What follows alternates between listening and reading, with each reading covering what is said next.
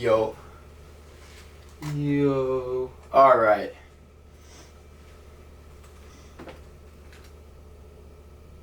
So,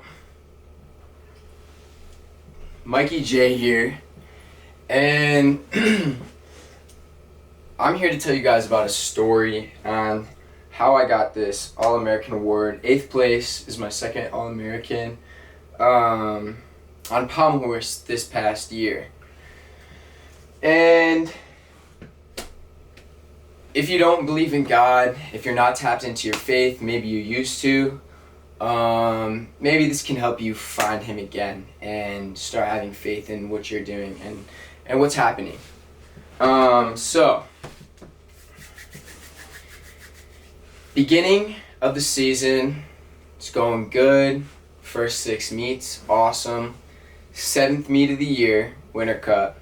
Started to have these weird dreams of me. I had a dream that my grip broke. And day 1 of competition, I watched my teammates' grip break, so I was like, yeah, let me put in my new grips so I know that my grip's not going to break. Needless to say, we got to day 2 of the comp, which would have been my 7th event of the meet, because it's day 2. Event 1 of day 2 is event number 7. And I snapped my grip and got my 7th concussion. So there's 2 7s. 7th meet, 3 7s. 7th concussion, and 7th event of the meet. But guess what? I was also number 7, and day 1 I scored a 77. I looked up what 777 means after day 1 because I did not do good. I didn't believe I did good. And it means keep going. It means focus on yourself and keep moving forward.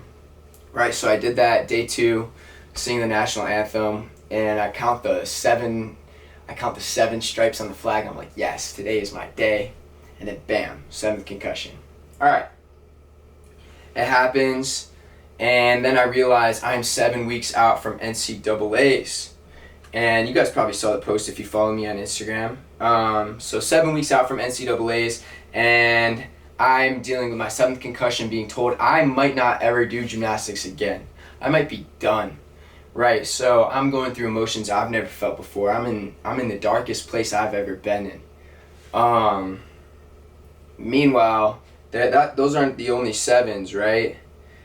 And whether you believe in God or in coincidences, I believe coincidences are just when everything aligns, and that is because of a greater power that we don't fully understand, which is God. So 7 7 7 13 7. I'm gonna look up with that. I can read that one to you guys. This is when it broke. This was my car when I got home and I was driving back. 7 7 7 7 7. It's a lot of miles, right? On my car, I was going 7 miles per hour when I eventually snapped the photo. 77 13. I also realized that I was 7 years post my 2nd concussion, which happened at the same meet. And at that time, I also believed I was ready to do some great things at that meet, which I did.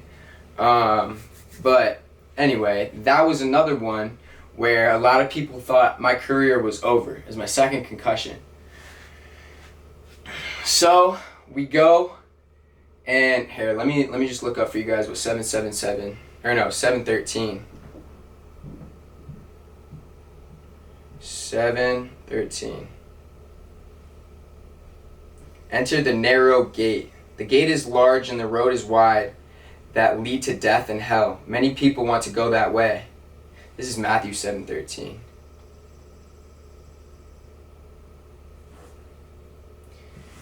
For wide is the gate and broad is the road that leads to destruction, and may enter through it.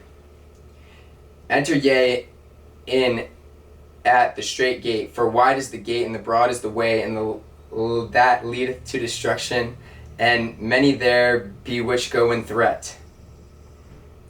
Essentially, that's meaning it's very tiny, and I was trying to get too wide. I was trying to do too much. I was too anxious. I was trying to find too many things. And yeah, I put myself into my own hell, you know? And this hell being these concussions that keep happening. I feel like I'm repeating my life over and over again. I can't get to this spot of national team. That's like my main goal if I want to get my other goals. But first I have to do this one.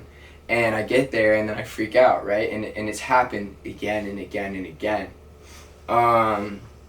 So now I'm 7 weeks away from NCAAs. And I'm starting to tap into God a little bit more. And I'm in this dark spot. After about 4 weeks, I finally was able to travel with the team again to a competition. I wasn't able to be out on the floor because the lights were too bright and it was too noisy for my head to handle what was going on.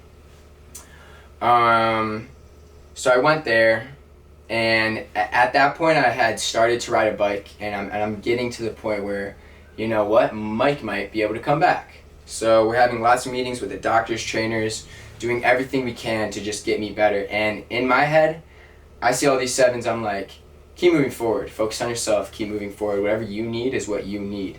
No one else knows what that is except for you, right? So I just did that. I kept just strolling along, doing my thing. We get to Big Tens, and this is 5 weeks after the concussion, and now we are 2 weeks away from NCAAs. I get a call, or my trainer gets a call from the team doctor when we're at Big Tens. He says, hey, we're clearing Mike to start doing basic pommel horse and some handstands. I'm like, yes, I got this. I'm also 160 pounds, and my comp weight is between 148 and 153. I like to stay right around that 150 mark, right?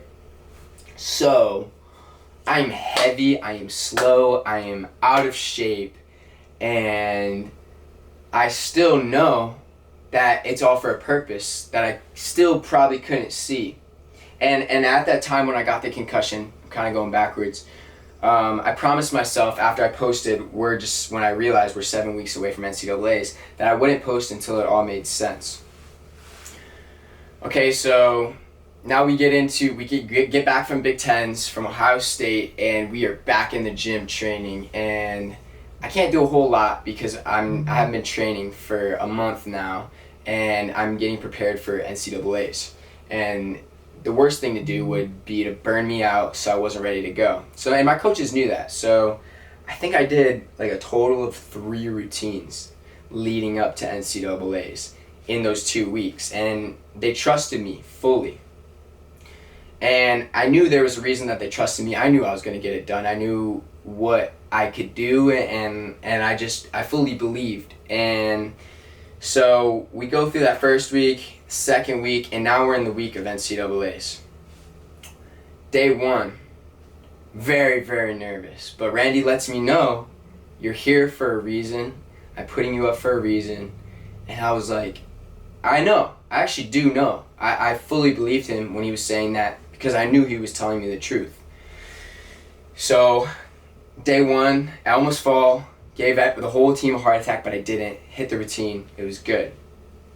The team qualifies to day 2, and at this point, I'm like, wow, okay. I'm doing the easiest routine in the competition on pommel horse. I wasn't ready to put any hard skills in yet because I had only been training for 2 weeks. So I was like, I have potential to All-American, but it's only potential right now. And now I have to go do it. And the coolest thing about this next day, it would have been my grandpa's 100th birthday. So for me, I just knew what was going to happen. I knew I was going to hit what was the cleanest pommel horse routine in the entire meet. But I didn't know how I was going to do it. I just knew it was going to be a really good day because I got to show my grandpa everything he ever wanted to see. So we're in day 2, and it's not quite nerves anymore. It's more I'm just super excited to show Grandpa Burke, what I have for him, right? What he's created. So we're going up. Pommel horse is our 3rd event as a team. We started on high bar, and a little bit of a rough start, but we're on pommel horse. And I go up, and I'm ready. I'd never been so ready in my life to tackle something like this. I salute to the judges and I smile, and I look down and I say, "Happy birthday, Grandpa." After I did that, it felt like I didn't do the routine. In all honesty, something took control of my body and just allowed me to truly hit the cleanest routine of the meet. And I did it. I know I did it. Maybe I was the deliverer of what it was, but it truly felt like I didn't do it. It was something else using me as an example, right? And maybe I sound crazy, but I know what I felt, right?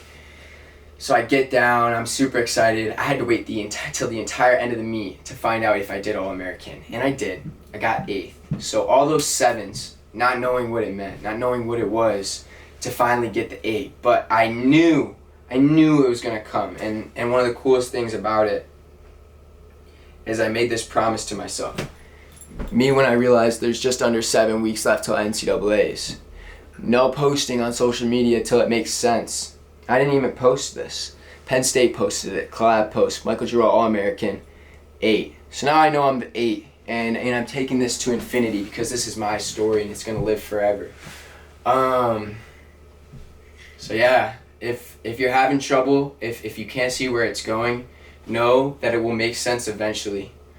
And you will be able to look back on it and just laugh because you were in this dark time and you thought it was over for you, but you were just getting started for real. And maybe it was the biggest blessing you've ever had, even though it seemed like the biggest downfall you could have ever had, right? In the moment, it sucks. It really does suck. But God knows what you're meant to do, and He will lead you there. So trust and find Him. It's really all. I have a lot more to share. This is the start of something new. I've been talking to a lot of people that I know can help me, and I'm tightening up my circle a little bit so I don't get off track and become complacent like I have been in the past. Because this is the time. The time is now. So yeah, thank you guys for watching, and I'll see you later.